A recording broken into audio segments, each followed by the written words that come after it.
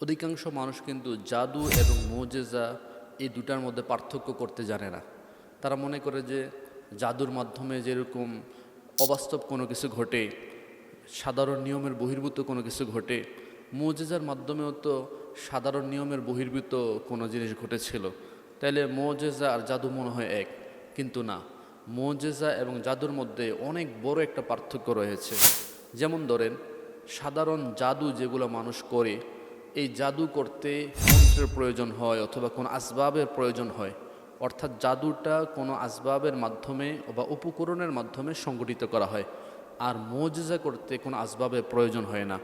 মুজিজা স্বয়ং আল্লাহ রব্বুল আলামিন তার পয়গম্বর নবী রাসূলদের মাধ্যমে যখন যেভাবে চাইতেন সেভাবে তিনি করতে পারতেন, অর্থাৎ মুজিজার কোনো আসবাবের প্রয়োজন হয় না। 2 নম্বর পার্থক্য হইল, জাদু এগুলো কোথাও শিক্ষা অর্জন করা যায়।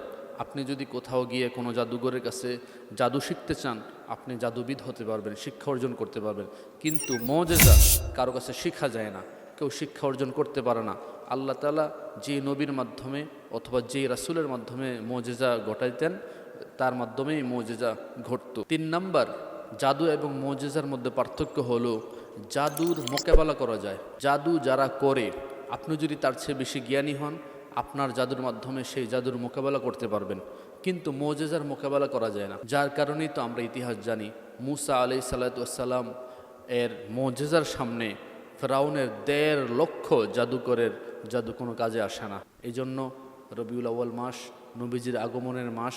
নবীজির অলৌকিক অনেক ঘটনা ঘটেছে।